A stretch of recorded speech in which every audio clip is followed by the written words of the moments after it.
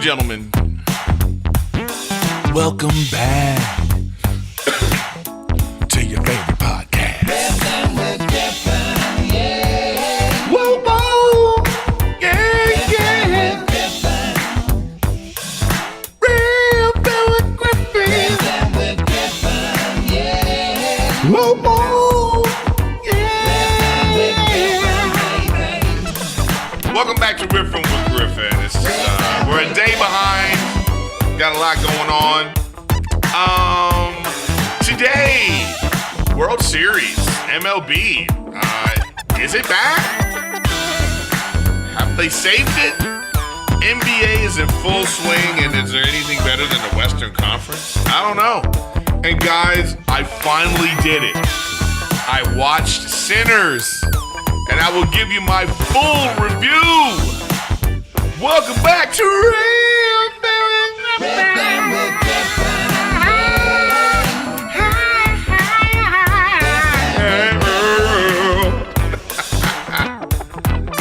All right, welcome back, guys. We're a day behind with Riffin with Griffin because I had so much stuff going on. I don't know. Wait, what just happened there? I think I hit the stream almost stopped. But anyways, welcome back to Riffin with Griffin. Make sure you sub. You got to sub so you know when I'm going live. You know when I put up videos. Twitch. You know what? I've been a Call of Duty guy for a long time, guys, since the pandemic. Loyal friend of Call of Duty. But Battlefield might have taken me. Battlefield's pretty good, guys. I'm not gonna lie. And then Patreon, come check me out on the Tron. Thanks for your support. I got a lot of listeners on Patreon, but not a lot of them are paid. So I know you need some fresh new content to get paid, but I just been busy, y'all. Busy with everything. To build this, I'm directing, and I'll tell you all about it right now. But anyways, welcome back to Riffin with Griffin. It's good to see everybody here. Sorry that I'm a day behind, but whatever.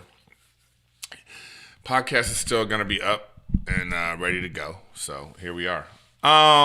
What's going on in my crazy world? I don't know if do I need my headphones? Should I try no headphones this week? Just for the music, have the headphones, or if I listen to something, yeah. I see my little monitor right there, so I know I'm getting it. And then, by the way, if you want to check me out live, if all my Chicago people, next week, the 6th, I'll be at the Den Theater in Chicago. Let's spread the word. The Den Theater in Chicago next week. Come on now, let's do this. And then House of Comedy that weekend. So next weekend I'll be at the House of Comedy, but on the 6th I'll be at the Den Theater in Chicago. So come check me out there. So yeah, man, it's exciting stuff. Wolf is freaking a toddler, and he's doing toddler stuff, and it's annoying as hell. So last night, Rachel left a full cup of water on my nightstand with all my electronics, my phone. I got my laptop. I got, my power strip that I have my stuff plugged into. And he just takes the water and just pours it, Ugh. I mean, the patience you have to learn to be a dad, just the absolute utter patience to not just pick them up and just be like, what are you doing? You don't want to. You don't want to be like that, And then it's like they drive you so crazy with the nonsense that they do. And then when, and then he just he saw I was upset, I could tell. This was because I said, no! You know what I mean? And then he was just walking around now for 2 minutes just saying that. Just saying it in the same way I said it. No! And I was like, ugh. But then after I cleaned up, I was looking at him like this, Then he just opens his arms wide and comes running over to me. Dada. And then I just melted my heart, picked him up. It's funny because it was too late. We were up too late. And I picked him up. We got in this big rocking chair we have in our room, and he just fell right asleep in my arms. And then I was like, well, here we go. So no matter what he does, you know what I mean? Well, I know that's going to change when he's 15 and he steals my car to go, do whatever, something he's not supposed to be doing. then I'll be mad, and maybe one, right in the stomach, just a quickie, nothing too, you know what I mean?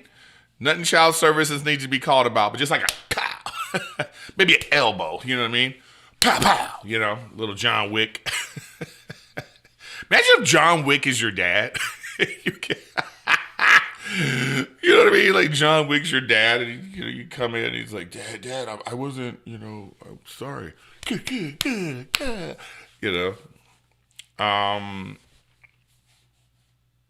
Anyways, I was at your show last Chicago show. You called my wife a snow bunny. She's Mexican. Yeah, well, if I called her a snow bunny, she wasn't them Mexicans that don't look Mexican.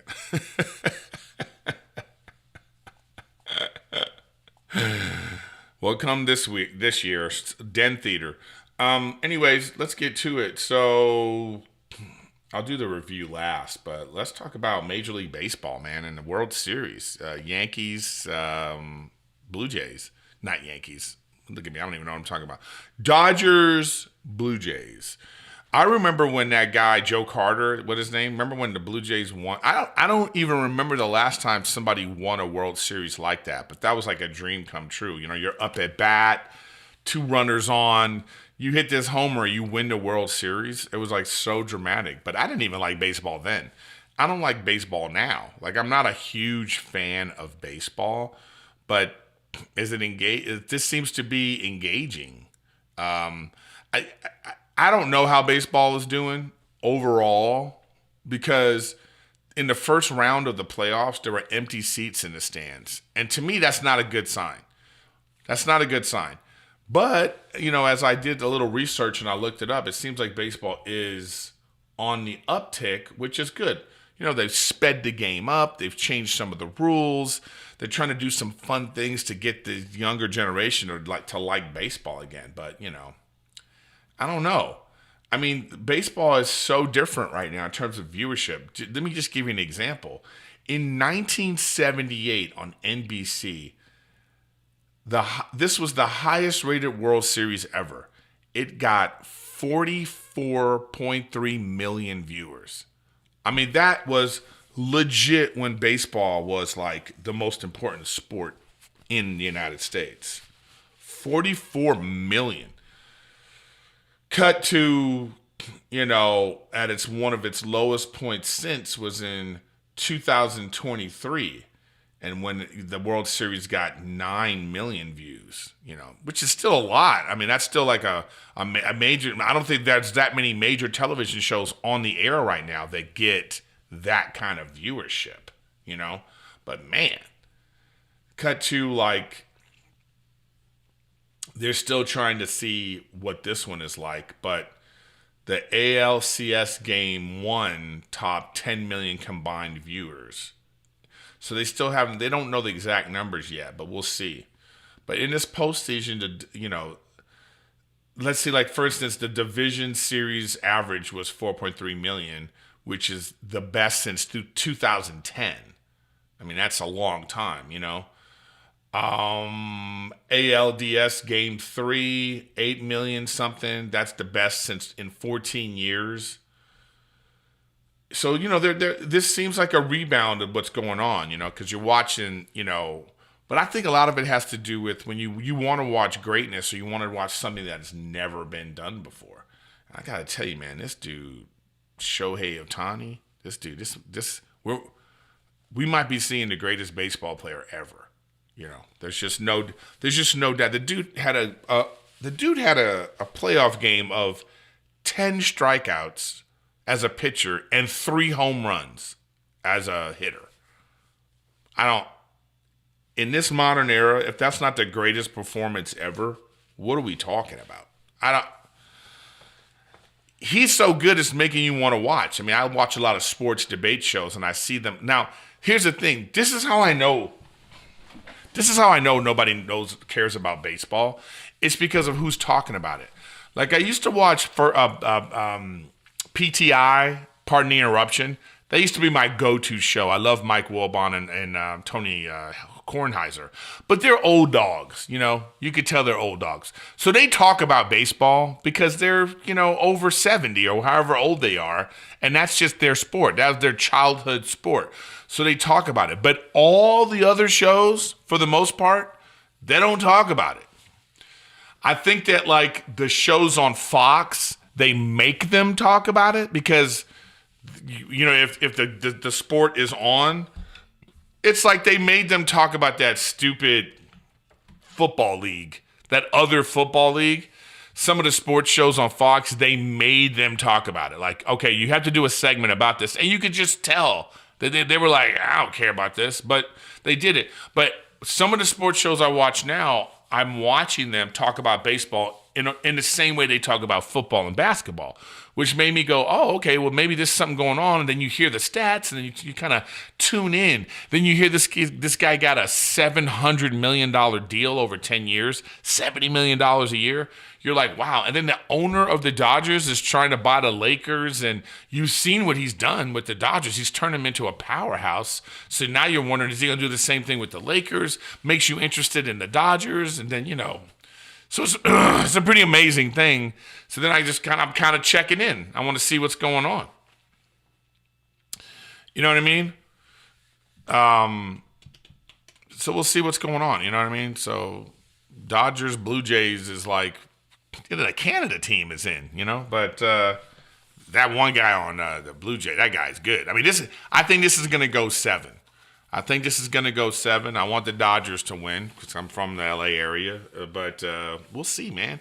Like I say, this is I think this in this particular series, the way it's going back and forth, I mean, I think it's bringing people in. So I hope it does go 7. So by the 7th game, everybody's like, wow, I've been hearing about this for, you know, a week. What's going on? And then people check in and see like a really fantastic final, because they had this crazy 18-inning game the other day. You know what I mean? You're just like, this is what baseball needs. This is what they want. I mean, NBA wants game 7s all throughout the playoffs. That's what they want. You know, and then of course we got the Super Bowl, which is just like the premier thing. You know what I mean?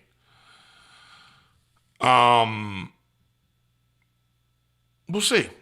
You know what I mean? We'll see. So I don't know if you guys are watching this World Series right now, or if you're into baseball.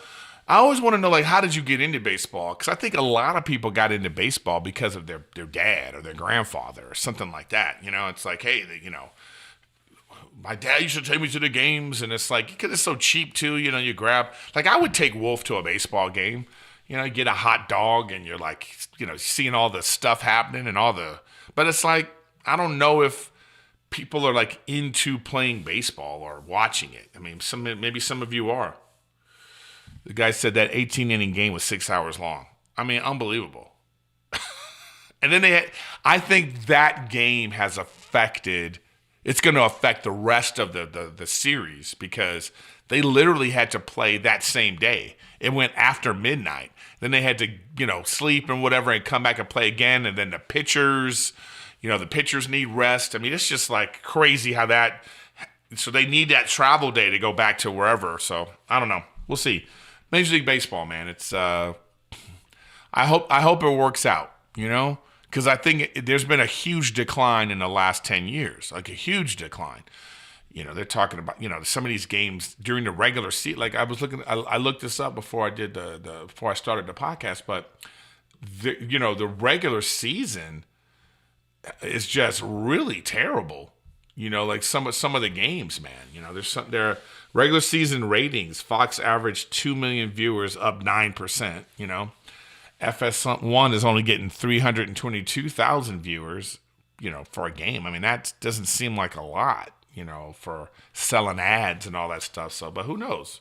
Maybe that's enough, you know.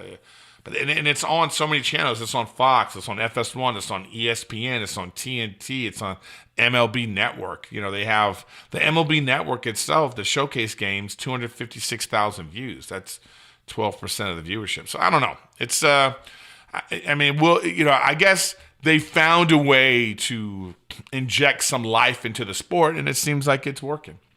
Seems like it's working, y'all. So we'll see. we'll see what's going. We'll see what's going on with that. But you know what? Before we do that, I should probably get into. Let me get into a couple of. Let me get into a couple of comments, man. You know, you guys have been real good about. Because this is where the good discussions happen when you come to the comment section. So let's just take a look here. So this is such a stupid comment. Montez always playing this Erik fella, not even spelling my name right. You know what I mean? Dislike.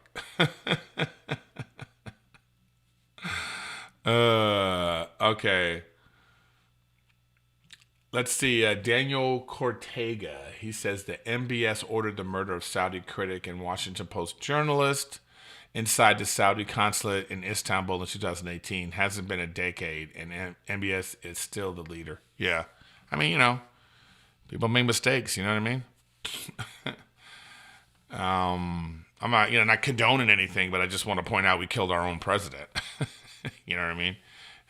It's like we killed our own president on our own soil. So a lot of bad things happen in countries. It just let's hope. I'm a glass half full type guy. I'm hoping that the Saudi Arabia wants to change and join the modern world. Not just hiding behind kings and money, with oil money. I think that there must be some kind of effort where they were like, you know what, let's open up travel. And how are we going to do that? Well, you're going to have to let women live a normal life and stop the things that you're doing. So the rest of the world goes, yeah, we want to be in business with you. It's like if their oil went away, I don't think anyone would care. So I don't think they want that situation, But anyways, whatever. Somebody said, God, what if it really never happened and the dead internet theory is true? I don't know what the dead internet theory is. I'll have to look that up. Oh, somebody said, I asked ChatGPT the same prompt and it literally came back that he was alive and that no event had occurred. After further conversation, it eventually switched and confirmed his assassination. That was that episode, the AI hallucination I was talking about. It's really weird what the AI knows and where it gets its information from. So just be leery out there and take a listen to that episode, because I had this crazy conversation with the AI where the week of the assassination of Charlie Kirk, it was saying it was fake, and then I asked another AI, and then this one's like, oh, that one's it's hallucinating, and I was like, wow. So it's crazy. Somebody said, I think no glasses was needed for that episode. Ivan said, someone send this to Andrew Schultz. I would send it to all of them. All of them. Rogan, Mark Maron, Schultz, all of them with their just how we're using the podcast to talk about one another. I don't like that. I don't like that at all. Anyways, that's enough comments for today. Yeah, so I like having some conversations in the comments. So please find your way over to the comments so we can talk about stuff. But in the meantime, guys, I want to talk about hymns. Hymns. Mm-hmm.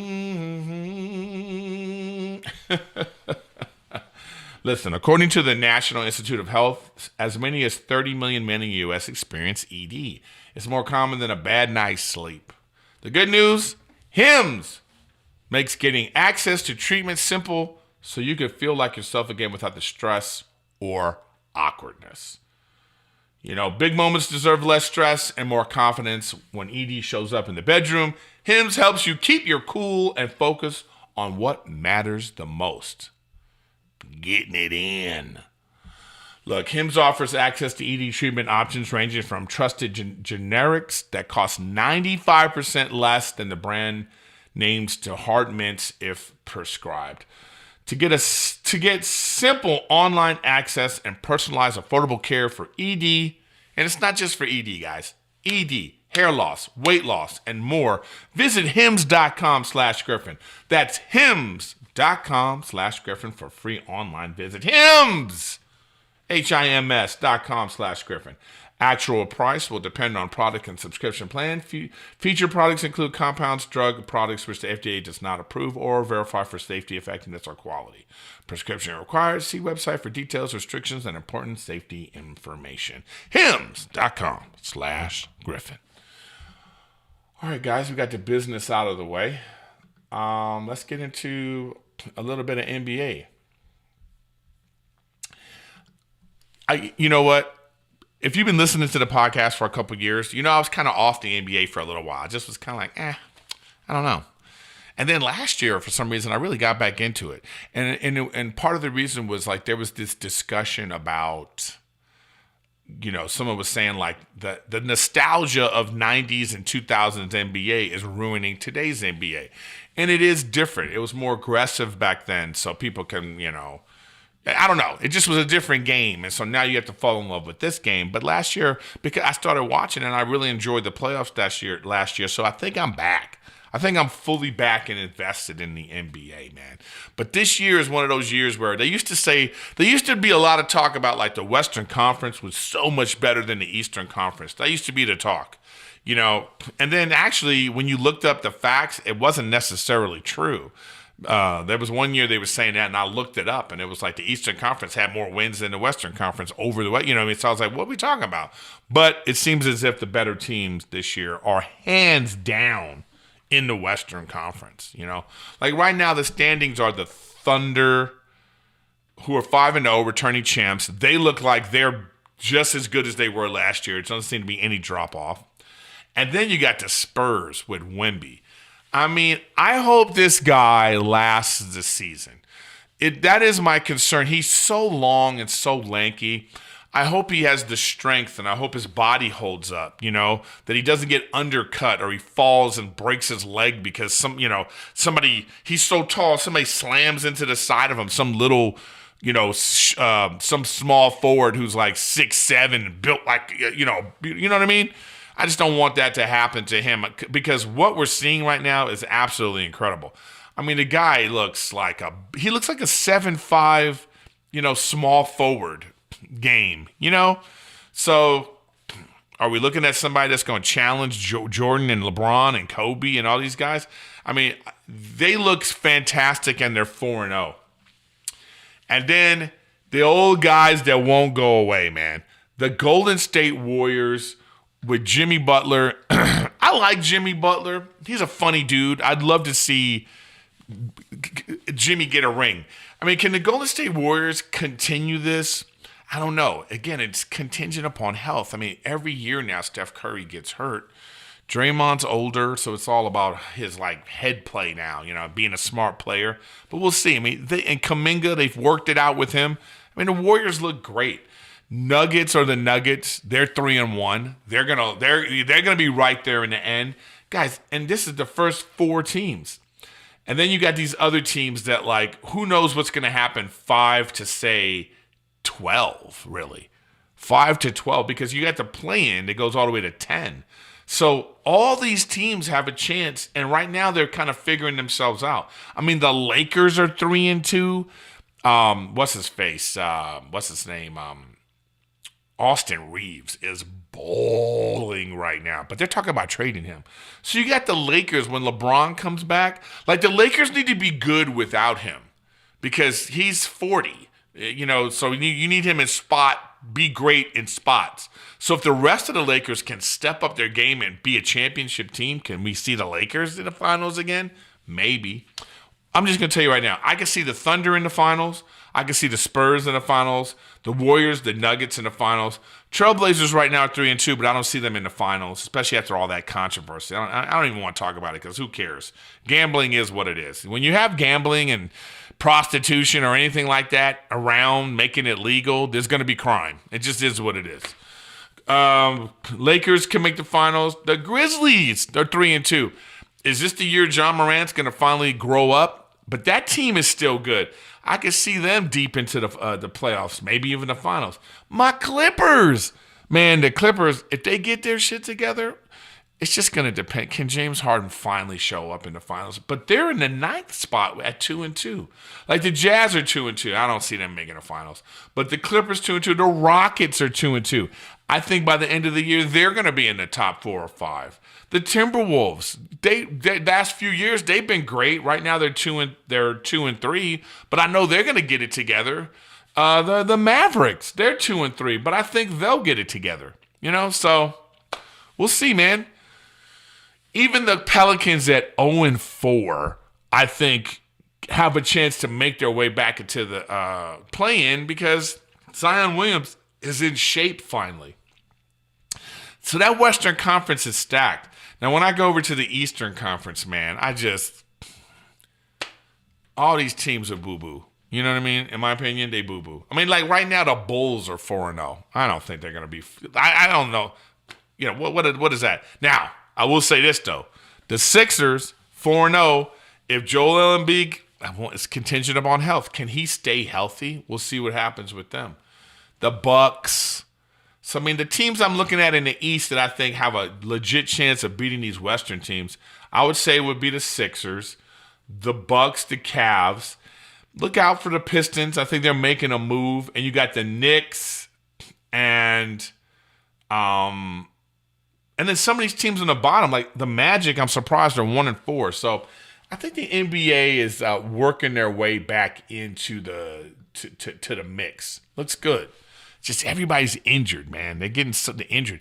I mean, that's the difference between the game now and then. I don't think that people can fully understand how much running with this run and gun open style. There's so much stop and go and just running miles and miles during a basketball game that I think there's different types of injuries are popping up. And I think today's player needs to be in their prime peak physical shape to survive the season. I don't think that was necessary in the 80s and 90s, but the ones that were the best players of that era and could translate now. Like if Jordan was playing now, my God, I mean, it would be crazy, man. It would be crazy. So I think there were a lot of players then that understood that health was a major deal. And I think all the players have to be like that now, or they're not going to survive. Hamstrings, ACL injuries, all those kind of lower body injuries that are stopping them from playing. They got to get their shit together, And so I think that, it's making players play more. Anyways, yeah, dude, it's not gonna be a long episode today because I've just been busy with all the stuff. Like I was just in Arizona directing another Matt Rife special, man. This guy's pumping them out, man. So we did another special. So we'll see where it goes. So now I'm in the process of getting the editing going again. This guy's prolific, man. So that's my director career. Now I've 6 comedy specials I've directed. 3 of them have gone all the way to number 1 on Netflix. So that's pretty good. So I'm, Director Griffin in the house. Let's see now. Now finally, let's get to it. My review. I finally saw it, guys. Everybody's been asking me, and I saw Sinners. And I'm going to give you a full, extensive review of Sinners. Now, what I didn't know, that this was a vampire movie. You know what I mean? You see Michael B. Jordan and you go, oh, what's this? It looks old-timey. I'm like, oh, God, what's this going to be about, But I really enjoyed this movie. You know what I mean? I really enjoyed it. Bring them to me. Sorry.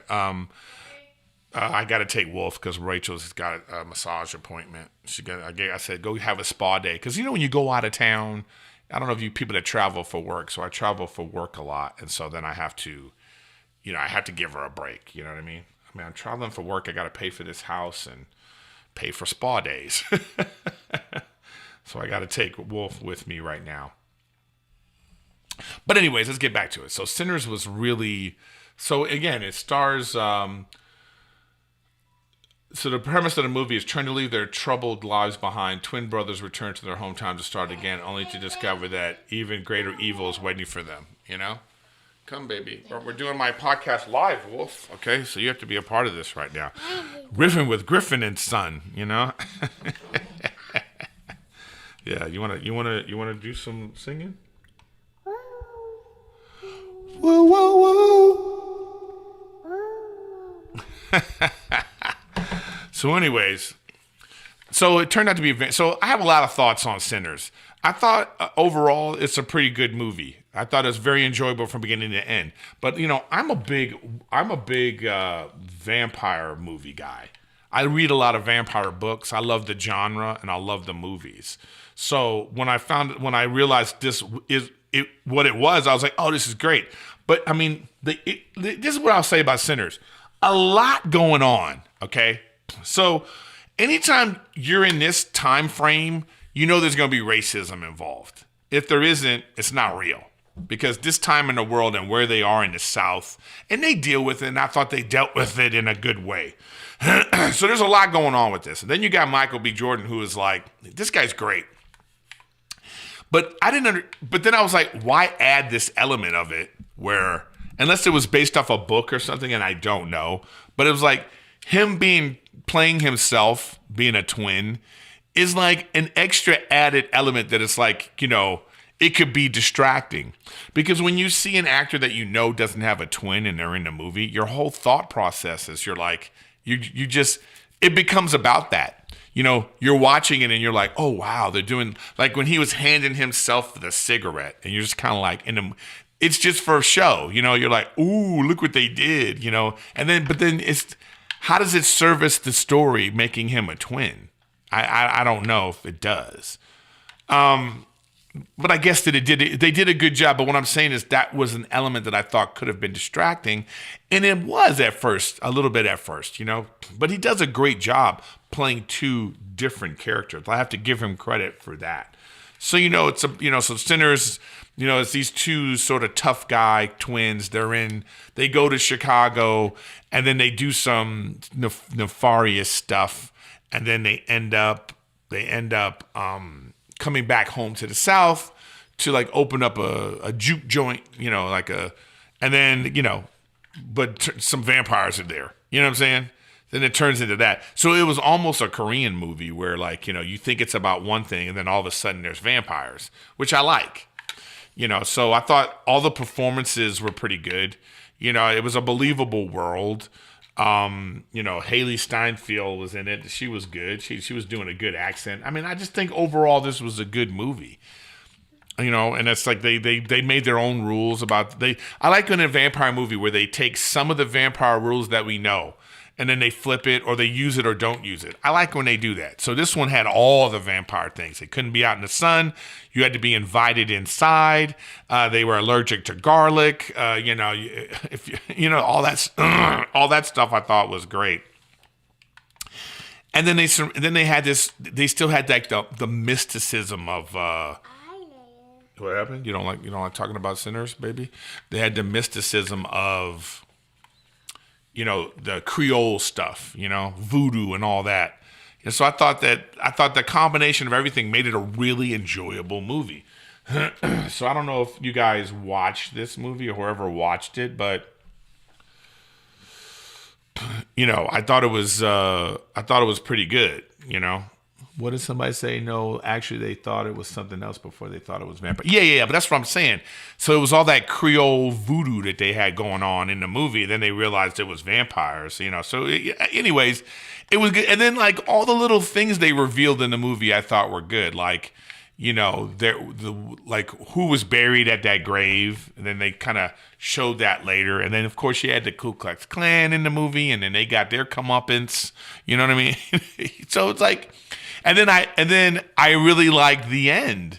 I liked this like modern, like what happened to the guy that was this great, musician that can use his music, and then he's such a great musician that he's in touch with the afterlife, and so they showed like it was almost like a Marvel Universe, end credit scene, that the last part of that movie. So I don't know. I thought it was good. I highly recommend it. And I'm actually upset that I didn't watch the movie sooner. But it's just one of those, you know what? You ever like have a movie where everybody's like, yo, man, you got to watch this. You got to watch this. Did you see it? You got to watch it. And then you kind of are just like, I'll watch it when I watch it.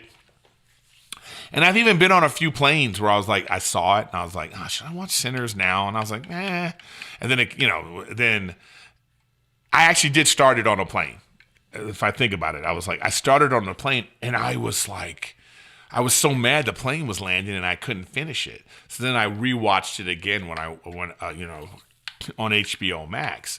So yeah, I wish I would have seen it in the theaters. It's one of those that I wish I would have seen in the theaters. You know what I mean? Here, Wolf, take the microphone and just do whatever you want. You know? So if you saw it,